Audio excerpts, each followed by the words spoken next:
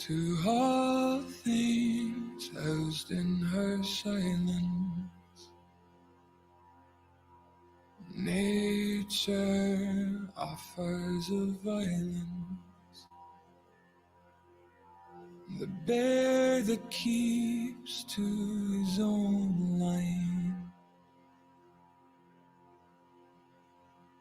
the wolf that seeks always its own kind. The world that hardens as a harsher winter holds, the parent forced to eat its young before it grows. Every bird gone unheard, starving where the ground is froze. The winter sunrise, red on white, like blood upon the snow.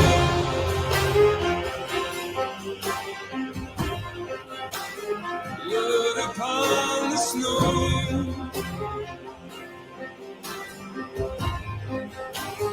Blood upon the snow.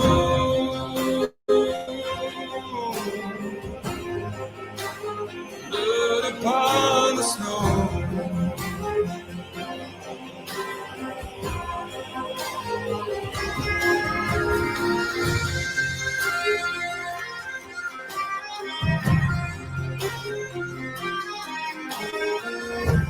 It's not my arms that will fail me, but this world takes more strength than it gave me. The trees deny themselves nothing that makes them grow. No rainfall, no sunshine, no blood upon the snow.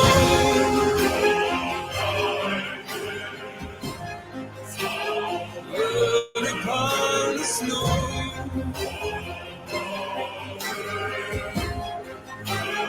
Blood upon the snow.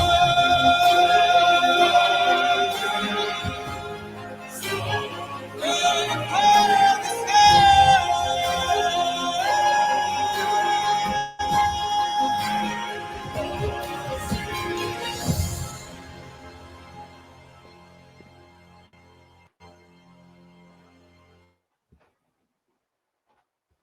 Yes, sir.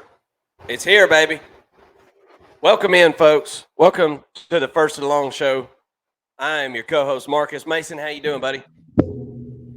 Man, doing great as always. Ready to get started. We had the appetizer last week. We got week 0 in just a few days ago, really, as we're recording here on a Monday. Now it's time for the full course. Now it's time for just a whopper. We got 5 days straight of football. Man, I'm excited. You know, I forget how exciting this is year in and year out until it comes and it's right around the corner. And man, I can't wait to start watching some football and having some film to unpack. Well, we got plenty of week 0 overreactions, and you're right, it's a little appetizer, something to get your beak wet, and it was something to watch. Not a lot of great games, but still things that we can definitely gather from week 0, and lots of takes, and we're going to go over the USC amazing offense and maybe not so amazing defense. Notre Dame looked really good. Sam Hartman looked really good. We'll go through that, and I want to get your Vanderbilt thoughts as well, as the Vanderbilt and Hawaii game was about the best game of the weekend, I thought. And then we're going to go dive into week 1, and we're going to break down these week 1 games. We've been chomping at the bit. We've done preseason polls. We've done playoff predictions. We've done all that good stuff. And whenever we're done today, I'll throw all those videos in the description so you can go check those out. But I want to take this moment to ask everybody to please go ahead and like and subscribe to the video. If you're watching this, you're a college football fan, you clicked on this for a reason. just come hang out with us. We're learning how to do all this production stuff, but we've been watching football for a long time, and we'd love for you to come watch with us and come join the show whenever we do these live shows and tell us how we're wrong and tell us all about your team, because we'd love to hear it and we'd love to talk with all you folks. And there's nothing we appreciate more than you guys coming and hanging out with us. Because doing this every day, we don't make $1, but it's something fun that we do, and we enjoy it. So come have some fun with us, and let's watch some football. And without further ado, man, let's get into it. Week 0, like you said, it's one of those weeks we're not even gonna really probably even remember it in just like a few weeks. Like it's gonna be, it's something you think about, you overreact, and you're thinking about it, and then 2-3 weeks later, it seems like it's irrelevant. But we'll start off with the Notre Dame game. So Notre Dame ends up winning 42-3 against Navy. Sam Hartman was 19 of 23 for 251 yards, 4 touchdowns. Audric Estime ran for 95 yards and a touchdown on 16 carries. The offense looked really good, man. I was really impressed with Sam Hartman. I thought he was a little bit nervous at first. I think it was maybe a little bigger stage than anything that he's probably ever been on at Wake definitely. Forest. You know what I mean? Definitely. And so it seemed like he was kind of maybe stumbling a little bit, kind of telegraphing a couple throws. But gosh, I mean, he was 19 of 23, and one of those was a spike to stop the clock. So all in all, it was really good, and I feel like the Notre Dame offense has definitely leveled up. What did you think about him? I agree. I think initially he did seem a little bit stiff. Hartman, that is. He seemed a little bit stiff. You know, obviously early on, you're just sticking to a script for probably the first 2 drives. If things are going well, right, you're sticking to a script. So maybe it was a little bit of that where he kind of knew where he wanted to go with the ball. But as the game went on, and particularly in that second half, I was watching him play, and it just seemed like, you know, I know this is technically his 6th year in college football. It seemed like he's been playing with Notre Dame for 6 years. Like I couldn't tell that he's new to the team. I couldn't tell that he's never played with these receivers before. You know, it seemed like they already had that chemistry there, and certainly his experience showed. You know, as he just seemed poised. You know, the moment wasn't too big for him. I'll put it that way. Whereas a lot of younger, you know, sophomore or first year quarterback type of players, that they may have struggled with that a little bit. Being in Ireland, you know, I'm actually headed to Scotland tonight, and so dealing with that time change is something that we're already preparing for. You know, we're trying to get our circadian rhythm down, you know, and things like that. That those are things that you don't really think about when you go across the pond and play a football game. You know, you've got 80 guys with you, and you've all got to you know, be on your P's and Q's and making sure that you're taking care of yourself, taking care of your body, and especially these, you know, 18 to 21-year-olds who want to go out, you know, and enjoy Ireland too, I'm sure. So, but ultimately, like I said, you know, moment wasn't too big for him. I thought, you know, I thought the offensive line is what was really most impressive for Notre Dame. And I get it; it's Navy, right? You're not facing 260 to 320 pound defensive linemen like you're going to face in the SEC. You know, should they get to that point, or like what they're going to face against Ohio State, right? It's Navy, right? You're not facing that caliber of player, but the holes were just so big. I mean, they were massive. It just didn't even seem like. It seemed like every time Estime or the other running back touched the ball, that they were already at the second level as soon as they touched it, you know. And then they got to make one man miss, and then they're in the secondary before you know it. And so, I was really impressed with the Navy offensive line. They got to continue to show it. They got to continue to do it. But for week 0, I thought they were really impressive. And the other standout that I had was the freshman wide receiver, Jaden Greathouse. He ended up with 68 yards and 2 touchdowns and looked really athletic in his touchdowns, or in his catches. He had some contested balls and he showed up. He brought a lot of energy to that game, and he's really, really fun to watch. But we were talking about this yesterday, but Hartman really spread the ball around, and there were actually 10 different receivers that he threw to. And that's called being a veteran. That's going through your progressions. Of course, they're probably also trying to figure out who's their go-to. Is it Greathouse, or is it one of these other receivers? Yeah. So that they're getting some players in there and working them in. There were really no glaring holes on offense.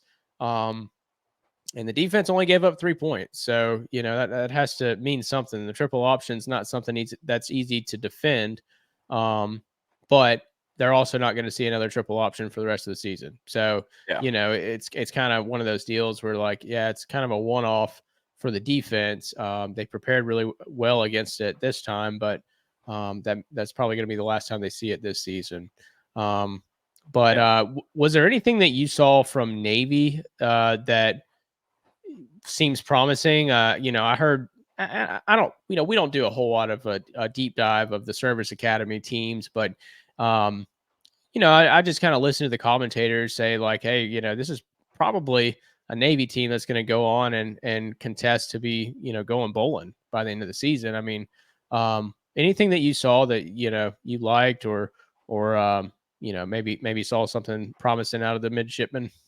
I mean, I think when they get in conference play, they're going to be fine. I mean, I don't think they're going undefeated in conference play or anything, but I think there's a decent chance that they make a bowl game. But and this was a case of just being bigger, faster, and stronger. And Notre Dame was won all 3 of those races handily. Their offensive line was throwing people around. I mean, they were just blowing up the defensive line. Now, I will say, and if I'm not mistaken, this is the first year for this Navy head coach. One thing that did impress me impressed me about Navy / scared me about Notre Dame. There really was wide receivers that were open downfield. I mean, earlier in this highlight that we're showing here that's on YouTube, there were literally wide receivers running into each other trying to catch the ball and trying to catch one ball. Navy guys playing defense on each other while playing offense. I mean, so with all that being said, I think that there is some takeaways to take from this. I think Notre Dame is obviously evolved as an offense, right? And something that's going to really help this year. They didn't have playmakers like this last year. They didn't have a quarterback that could get these playmakers the ball. Was a big problem. While I say the jury is still out on the defense, I don't think it's still out on the offense. They will continue to grow, and we didn't see a ton of Logan Diggs at running back, who was a transfer. But we saw Audric Estime, and he did his thing, and I was really impressed with that. So, and like you said, there was a bunch of different wide receivers that got catches. I do want to say on the defense, somebody that I want to kind of watch out for this year is this Marist Liufau. He was number 8. They don't have names on their jerseys at Notre Dame, but he was number 8 on the defense.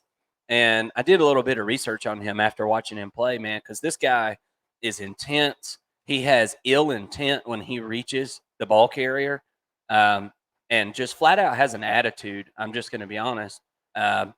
He's very, very, very aggressive. But this guy was a 4-star cornerback out of Hawaii who has transitioned and grown into a linebacker position for Notre Dame. And like I said, he had 4 tackles and he had 3 assists in the game. but he just seemed a little different to me. He just, and he looked like Chuck Palamalu out there is who he looked like with the Yeah. hair flying everywhere and the Hawaiian, tribal tattoos and things like that. But man, this guy really impressed me. So that's somebody, that's a good sign that you know you've got some defenders that have got some ill intent. I think that that's important. Um, it's it's like Coach Prime said. My defensive guys, I want them on the free lunch. That's the single mama household on the free lunch. That's the boys I Yeah. want. Mean. Yeah. I want them mean, and he seems like he's that player. But all in all, I think the secondary is something that we're going to watch a little closer with Notre Dame as the year progresses. But all in all, I felt like they executed the game plan, and I say defense. I'm still kind of looking out for some things because whenever you have all offseason to get ready for a triple option, typically, especially when you're more talented, um, and way more talented at that, you're going to have an advantage as far as having all that time to get ready. If they would have played Navy in the middle of the year, I don't think it would have been 42-3. But at the same time, Notre Dame, they had 6 possessions to score, and they scored on all 6 of them. So you really can't argue with that. There's nothing more that you can do, and Sam Hartman did his thing. He was super accurate and delivered to the playmakers. So I look for Notre Dame. This gives me, I feel like, a really good idea of what Notre Dame's looking like at this point, and I think they'll grow a lot from this, and I think Sam Hartman will get a lot more comfortable. And I think you're gonna be able to see some growth this year. But 42-3, Notre Dame takes down the Navy midshipmen. So let's go into our next game if you don't have anything else. That's all I got. I did want to make sure I corrected this. You said Logan Diggs. He actually transferred out of Notre Dame. And went to LSU. Yeah, he's the one who followed Brian Kelly over. So who is the one that transferred in? That's the one I was trying to think of. I was looking for. Let me pull it up real quick since we're on the topic, and I've got it handy. Because I didn't pull my notes up whenever I was. Oh, Chris Tyree is who I was asking about, and then they picked up Devin Ford from Penn State. Those are the 2 guys. And you're right, Logan Diggs is gone. So yeah, we get to see him this week, I didn't get to see him on Sunday. Yeah, for sure. I didn't see a whole lot of depth at running back, which they didn't need it. I mean, he only carried the ball 16 times, and for 95 yards, he ran it at a high clip. So no need for reinforcements against Navy, but I do expect that they'll need some depth as the year goes on when they go play Ohio State and things like that. So let's move on to USC and San Jose State. This was actually kind of a fun game which I didn't get to watch it because of the whole situation. The Pac-12 network, I'm going to have to get that sorted out. I'll have to get the Pac-12 network, I guess, to make sure that I can watch all these games. But we were getting updates and went back and watched all the extended cuts and everything of the game. And I'm going to go through some of these stats, and they are, offensively, USC had a good game. As far as Caleb Williams goes, I feel like this was kind of just an okay game as far as his standards go. And he did get pulled early. You got some work for the second and third string quarterbacks, and we'll kind of get into that in a minute because I feel like you never know, that could be important. So how they play is important for next year because Caleb Williams is obviously going to the NFL, or God forbid something were to happen to him. But Caleb Williams finished the game 18-25, 278 yards, 4 TDs. The San Jose State quarterback ended up 21 of 38 for 198 yards and 3 touchdowns. So we had a couple quarterbacks that played pretty doggone well. You know, I was kind of disappointed, honestly, in the lackluster performance by the defense. You know, and the way they let San Jose State move up and down the field. San Jose State had about 400 total yards. 200 rushing, 200 passing. They spread it around pretty good. San Jose had 24 first downs.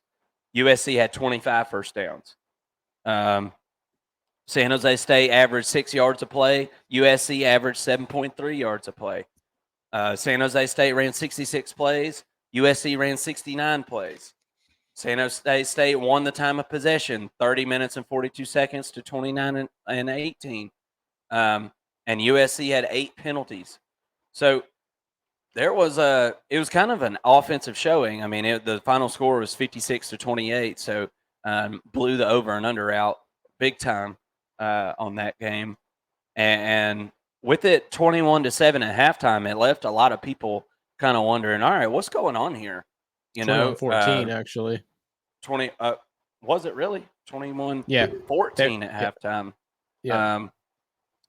You're right, and I do remember that. They scored it right at halftime. Yep. So it's, you know, in my opinion, it's the first game of the year. You're shaking off the cobwebs. You got new guys. You're trying to figure out where everybody's going. And like we said, the offense looked really good. Zachariah Branch is a freaking man, but we'll get to him in a second. I want to talk about this defense for just a second. Mm-hmm. Buddy, they look like a bunch of kids running around on the playground. I mean, yeah, they don't know where the hell they're going from play to play. It looked like they didn't practice defense all summer. That's literally what it looked like. If you know, you know. But, I mean, it's one of those deals like this is kind of what we were fearful of from coming out of USC and hearing that they didn't have enough defensive players who were healthy enough to practice sometimes. So the offense was out there practicing against air. So which means the defense isn't getting reps, you know, and it shows. It shows. Well, I mean, they've got an opportunity to get better, but I think that's a little too optimistic for my liking. Well, in my opinion, it's a travesty, and I feel bad for the Southern Cal fans, and they don't even know. They've been out of it so long that they're just happy to have a really good offense at this point, you know, and be winning some ball games. So, you know, kudos to them for the glass being half full. But I'm going to tell you right now, I'm about sick of it. I'm sick and tired of watching Lincoln Riley teams not have defense. This is absolutely absurd. The way he looks at football is just totally different, obviously, than us that live down here, down south, I guess, and in the SEC country, and you know, Big Ten fans could say the same exact thing. You know, what is this team going to do next year when you're in the Big Ten? You are going to get absolutely freaking road graded. I mean, it's going to be. Maybe that's what it takes. Yeah, you know what I mean? Well, and that's, I guess, why some of these teams move from conference to conference, right? But Alex Grinch, they were showing some camera angles of him during that first half, and things are starting to get a little bit uncomfortable, I feel like. Man, this is just a travesty. Like, why did you bring this guy with you from Oklahoma? I don't understand why Lincoln Riley is attaching himself. I guess he found himself a defensive coordinator that doesn't mind being the sacrificial lamb, I guess is what it is. You know, if the price is right, I guess, you know, it's worth it to him. But, man, this is just like a really, really bad situation, in my opinion. They've got about 4 weeks to figure it out, right? I mean, the schedule is pretty easy up until you get to that. Really, it's the week after that first bye week that they have. Everything's pretty much smooth sailing until then. And then you're going to kind of get into the meat of the schedule. And I'm telling you right now, if they go play Oregon and play defense like this, Oregon will beat them 63-56. I mean, or whatever, 63-60, or whatever. It's you've got to play some defense, man. It'll be whoever has the ball last will win the game with them. And I just it makes me sick. And going beyond that, a couple years ago in this line of work, what we're doing right now, you wouldn't single a kid out, and I say kid, they're grown ass men, and they're making tons and tons of money. They're making lots of them are making six figures. So I'll come right out and say it. Bear Alexander, I don't know what you're doing. I don't know what you're doing. I don't know why you went there. You blew it. You blew it, buddy. Because I'm telling you right now, the Bear Alexander that I saw yesterday, I went back and watched. That ain't the same Bear Alexander that was at Georgia. It's not. He had an assist and half a sack in this game. I mean, he was basically a moot point. And you just, in my opinion, you just went from a sure thing first rounder at the University of Georgia to I will be surprised if he goes third round. I really will, and I'm being dead serious. He's blew it. You went to a team that doesn't even prioritize the side of the ball that you play on. What are you doing? What are you doing, man? And it lets me know right there that all Bear Alexander was worried about was getting that bag right now, and that's pretty greedy because what you really was building for was an NFL future where the big money's at, and so. I hate to see it, and I'm not mad at Bear Alexander, but I am mad at the situation. What are you doing? Why would you do this to yourself, man?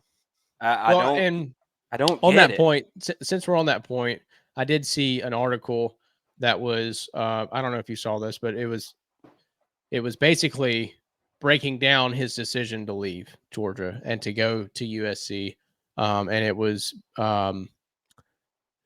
I want to say it was his agent or his coach, somebody, his mentor, somebody who's close to him, was talking to the Georgia staff and was asking them what his role would be, moving forward in this season. And they, they were pretty blunt about it and said, hey, he's not the starter, but he's going to play a major role in our packages. Georgia likes to rotate their defensive players. And so that's what he expressed to him. And he didn't like that. He said that's not going to be good enough, And so he went to USC. Not saying it wasn't about money. I'm sure he got paid more at USC than he did at Georgia. But that was a big part of the discussion too, was that he didn't want to rotate. He wants to be the guy on the defensive line. He doesn't want to come out, which I understand. It's just silly, but you've got to think about too the development, and you're going to get developed at Georgia.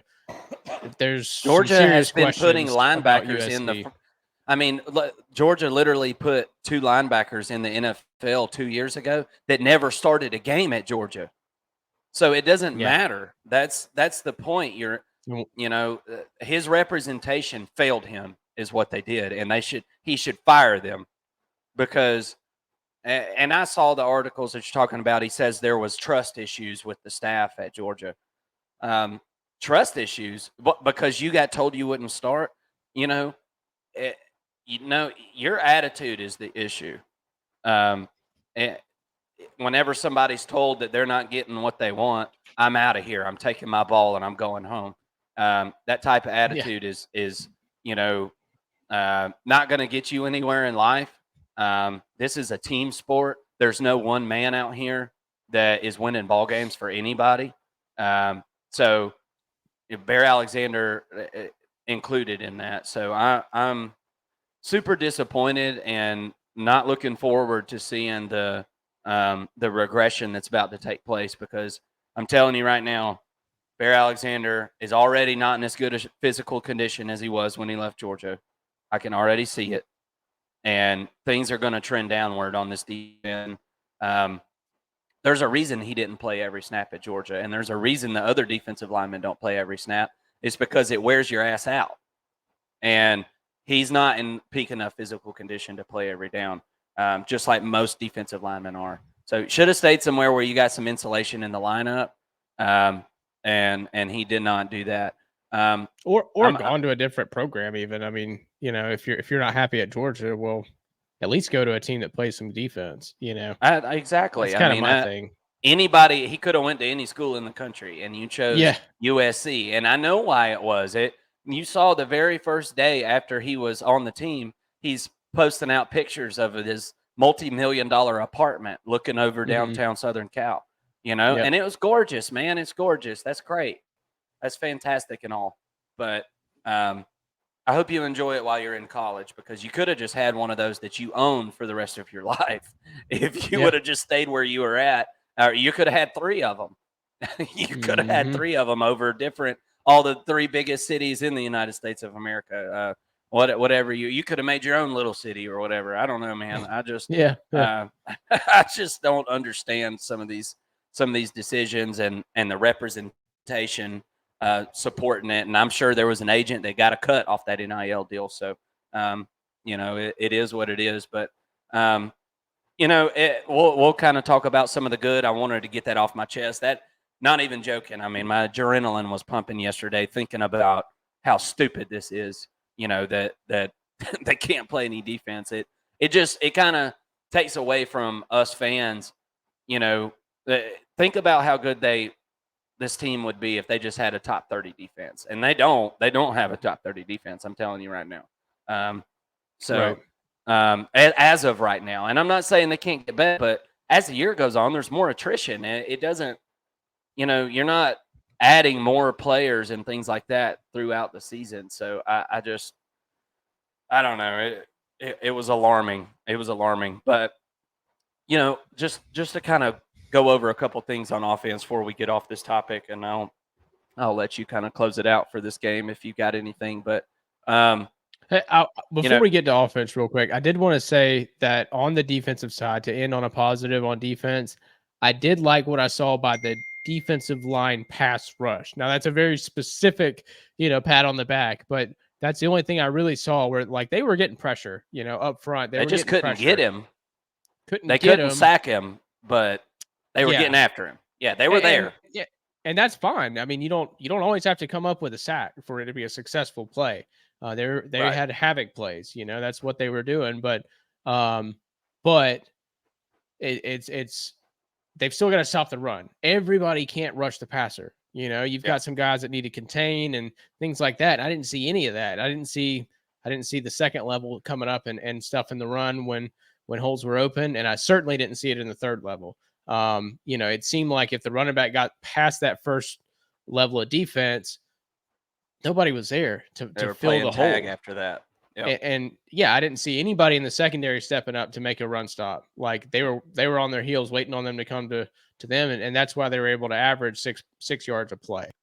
Yeah, not physical. They're just not physical, man. I just wanted to add that. Not physical. Yeah, nope. They're not. They're just not physical, and it was like they were running around playing tag out there, arm tackling, missing tackles, and there were several times where they did, like you said, they created some havoc and they got around the quarterback and in the general vicinity, and the quarterback takes off and runs, and converts a 3rd and 22. It was like, I don't know. It was just, that's not my kind of football. I like to watch complementary football, well-rounded teams, and you've got a Ferrari of an offense and you've got an old jalopy on defense, and it's definitely a cross of two worlds. But with all that being said, Zachariah Branch is the man. Okay. Yeah. Any NFL fantasy people out there, just in 3 years, go ahead and plan on drafting Zachariah Branch on your NFL team, on your NFL fantasy team, because I'm telling you right now, that dude is a freaking animal. And he's out there. I wrote some of this stuff down. 96-yard kick return for touchdown, 66 yards total in punt returns. That's on 3 punts. 4 catches for 58 yards and a touchdown. I mean, the dude was just all over the place. It even took an end around for 12 yards. Yeah, so. Yeah. I mean, this dude is a utility player, and they say this guy is like one of those guys. He just doesn't even he doesn't know how good he is. He has no idea. Like he just, and he's a freshman, and Freshmen are going to have things to figure out, but he's in a position at wide receiver and on special teams where I feel like a freshman could contribute. And man, I think he's gonna be a big time player for USC the next couple of years at least. Yeah, I mean, he will have to expand his route tree a little bit as a freshman. I don't expect him to be perfect, but they're finding ways to make him relevant in this offense, which is I didn't expect him to get this much attention right away. As a freshman, I was actually looking at their depth chart, and at least our lads had Deuce Robinson sort of higher up on the depth chart, different positions, but I thought I would see more of Deuce Robinson as a true freshman than I did. He did come in and make an impact, and he looks every bit the part. But I saw out of Zach Branch someone who really reminded me, and I know it's it's too early to draw the comparison, but he reminded me as an impact player of Brock Bowers, and what he was able to do in his freshman season with Georgia. I can see something similar in a totally different style, but something similar coming from Zach Branch as a true freshman. And I mean, just go ahead and pencil him in as a freshman All-American. He may even be an All-American. Like this guy, he was unreal. He was absolutely unreal. I'm so glad that we get to watch him for 3 full seasons, because he's one of those guys that will be on a Heisman ballot one day. Yeah, absolutely. And I talked about the quarterbacks getting into play some in that fourth quarter. Not Austin Jones, Miller Moss came out and played second string. So Malachi Nelson, it looks like, has taken up that third quarterback role, and both of them got to play. But Miller Moss looked really, really, really good. He was 5 of 7, 63 yards.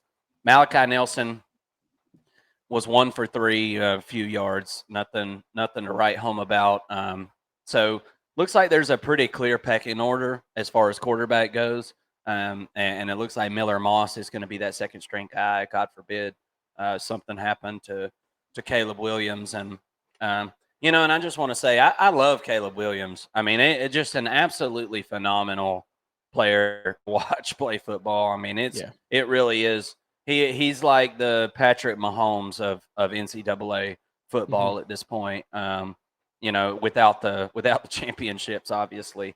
But and that's a whole nother reason that it makes me mad about the defense being the way it is. This poor guy is pouring his soul into this thing and doing everything he can to win these ball games. And your head coach is not doing you any justice by not giving you another half of the team.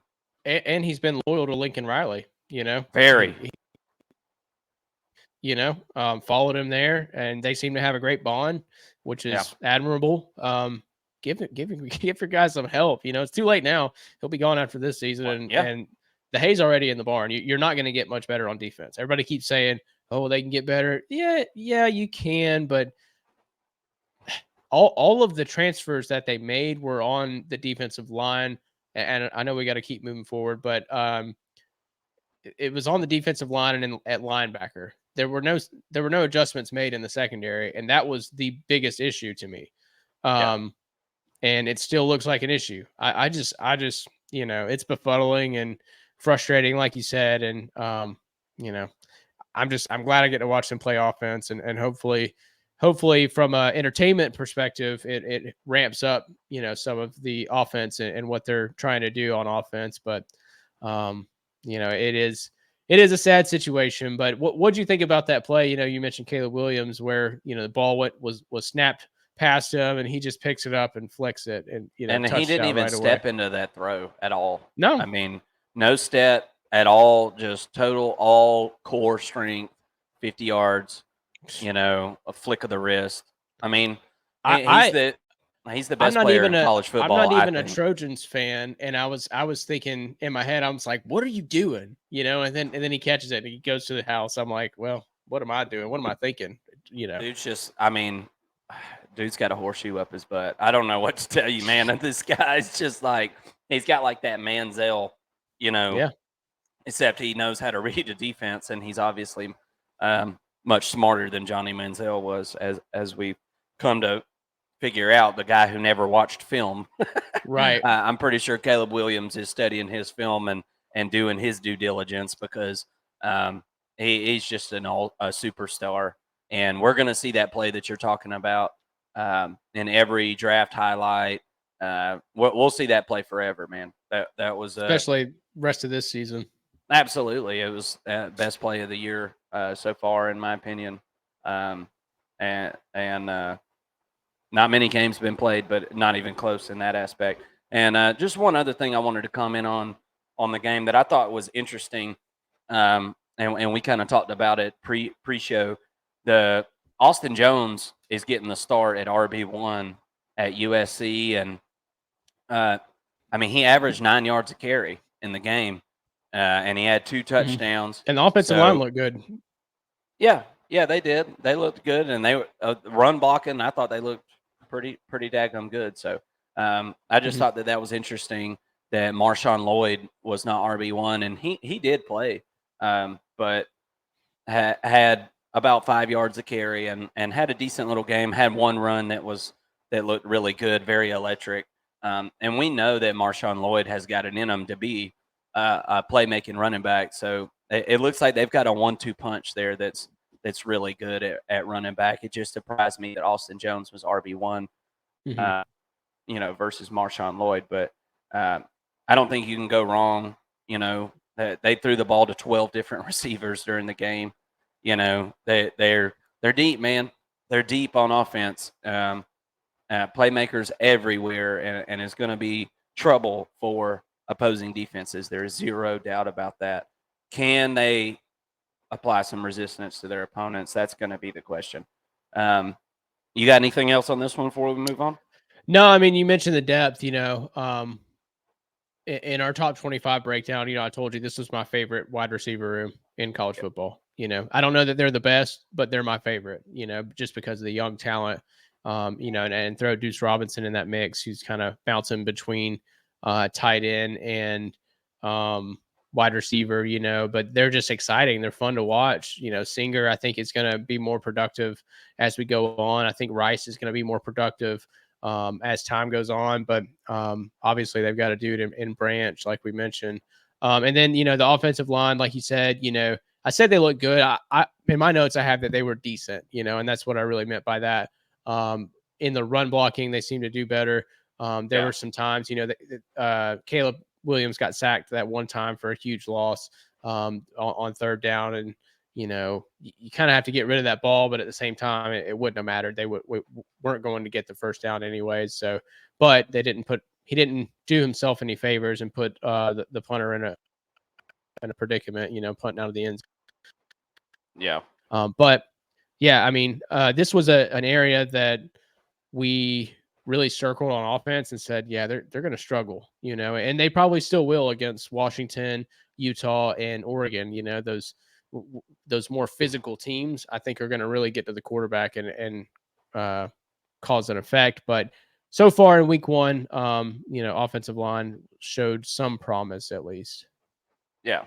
And I think that they'll be able to work with that line, and even if they're not so great on the pass, the pass protection stuff, you got such an athletic, freaky quarterback back there. He's going to be able to bail them out, on a lot of these situations. I mean, he is so calm in the pocket. It just blows my mind. This dude does not get frazzled, not one bit. And it's super impressive, man. It really is. And it's a pleasure to watch him this year. And I can't wait. Can't wait to see what he does to some of these Pac-12 defenses, because he will make them look silly. Maybe his defense will step up and help him out.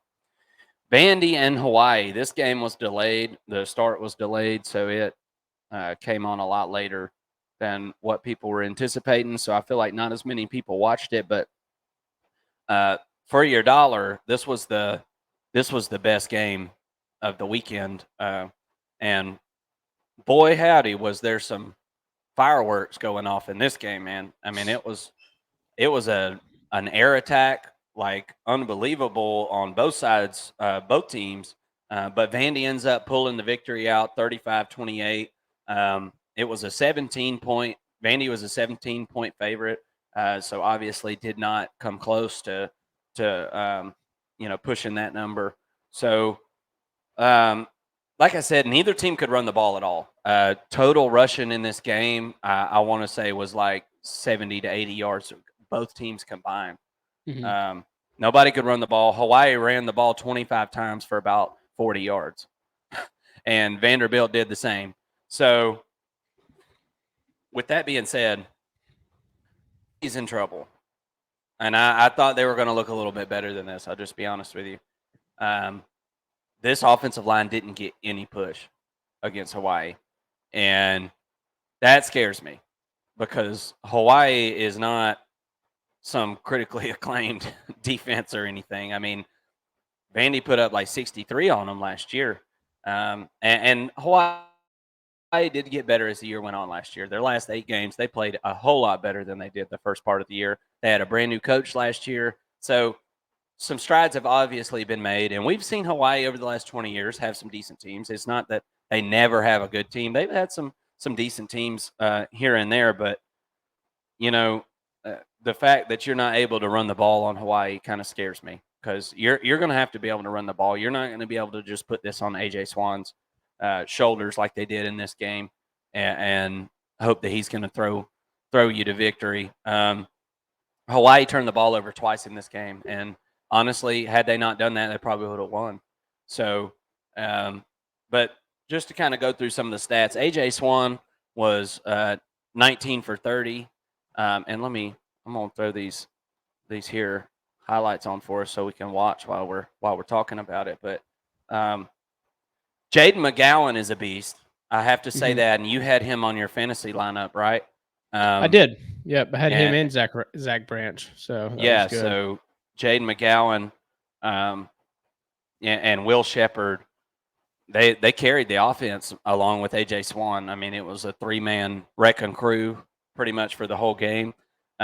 So with that being said, Jaden McGowan and Will Shepherd, I think, are 2 really nice pieces. And overall, I think the offense probably a tick better. They just got to figure out some kind of way to run the ball, man.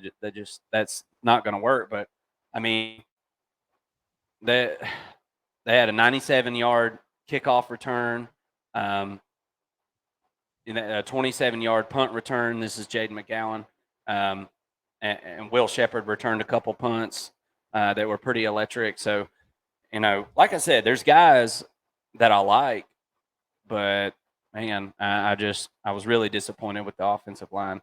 The Hawaii quarterback threw for like 400 yards too. That also scares me that you've got guys running loose in the defensive secondary like Vanderbilt does, and man, they hit them gash play after gash play.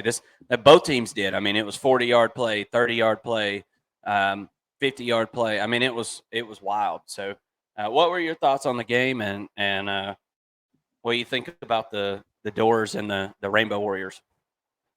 Yeah, that whole first half was just really fun to watch, and it really caught me by surprise. I expected not a 63-10 win like Vandy got last year, but I did expect them to cover. I'm a little surprised that they didn't. But yeah, I had in my notes that the offensive line just looked awful on both pass rush and on your run blocking. I mean, they had that 21-yard touchdown run in the beginning, but outside of that, nothing was really working for them. And with that, I mean, I did see going on to the other side of the ball. I did see the D came up with some big stops. They were kind of especially in that second half, they became that bend don't break sort of defense. That some of the better teams kind of have taken that over that identity as well. But I thought that they got better. They clearly made some adjustments at halftime. It seemed like they were just playing a little bit too far off in the secondary. They were giving them a little bit too much room to work with there, and they probably should have pressed a little bit more than they did. So it was good to see them make some adjustments and come up and really make some stops. They had that one interception in the end zone that really kind of saved the game at the end of the day. But that was, I think, in the second quarter, if I'm not mistaken. But so a couple of big plays that really helped him out. But yeah, this was really fun to watch. I thought AJ Swan played well.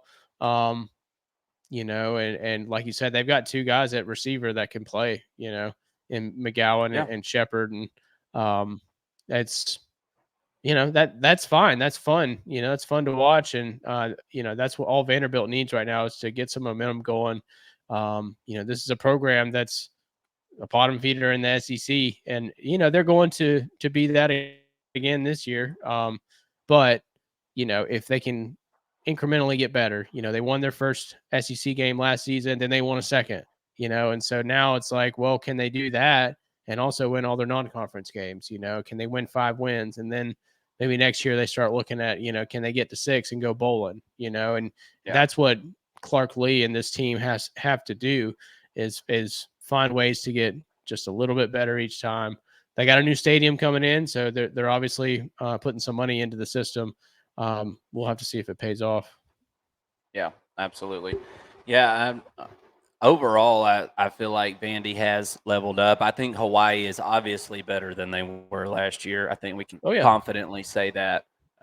So we don't know exactly what Hawaii is. This is college football. The teams are different from year to year, so we're going to see as the year goes on. But number 2 right there, you just saw on your screen, had 2 interceptions on the defense. So that cornerback, and I meant to write his name down and I didn't, but he'll be somebody to watch. He played a really good game and went and caught that interception and got the toe tap in the side of the end zone there like he was a wide receiver. I was pretty impressed. A lot of times guys that are playing cornerback are playing defense for a reason. Their hands are on backwards, right? And this guy obviously is not the case, man. He did his best Marvin Harrison impression and got the 1 foot down there. Very, very impressive. And so I think there's some good things to kind of go off with Vandy. They've got a 3.5 over under win expectancy for the year as far as Vegas is concerned. And this was a game that they had to win if they had any chance of reaching that.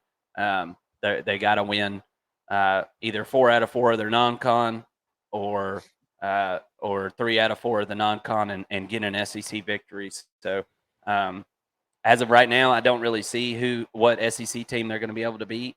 But they beat Florida last year at Florida's place. So I'm you never know. You never know with the doors, I guess. And one other thing I heard that Barton, what's his name? Simmons. Barton Simmons. There you go. I was going to call him Barton Simpson. He said that all the GPS times are way higher than they were last year. So overall speed of the team is increased, and I feel like that you can see that on camera. I just feel like Hawaii showed up ready to play, and kudos to the Rainbow Warriors for putting up a good game. It was the best game of the weekend in my opinion. And if you don't have anything else on that game, do you? Nope. Then I'll move good on. To go. Jacksonville State beat UTEP 17-14. This was a big deal because this is the first time Jacksonville State was FBS Division I. This was their first game or whatever. So that was a big deal. And I heard people say if they were to line up and play again today, they'd bet on UTEP. So it was one that maybe they kind of snuck away with, and good for Jacksonville State for doing that. UMass 41, New Mexico State 30. Fumachan looked really good. I was pleasantly surprised. This is a guy that's been Clemson and Georgia Tech, and now he's at UMass, which is kind of like a homecoming for him. He's a Northeastern guy. So I was very impressed with Fumichan and what they were able to do. San Diego State, 20, Miami of Ohio, 13, and Louisiana Tech makes the comeback on FIU, winning 22-17. FIU looked like they were running away with that game, and Louisiana Tech in the second half decided to kick it on and come back and take that victory. So that concludes our week 0 breakdown. We're not going to break down each and every single little game. We'll do all the good matchups. Excuse me. Week 0 was fun, man. It was a good little taste test for college football. It was great to see the pads popping and everybody back out there on the field. And as far as Notre Dame, they back on the pitch, right? They played on the soccer field out there in Ireland. Beautiful scene out there, and I like. Yeah, one thing I will say though, week 0, if you're gonna do the week 0 thing, I think you ought to just make it one game. If you're the NCAA, just make it one big game on week 0 and quit with all the little tiny games and all that stuff. I think that would help the sport a lot. Imagine if we had Florida and Utah playing that day, instead of all these little games. But speaking of Florida and Utah, man, let's jump into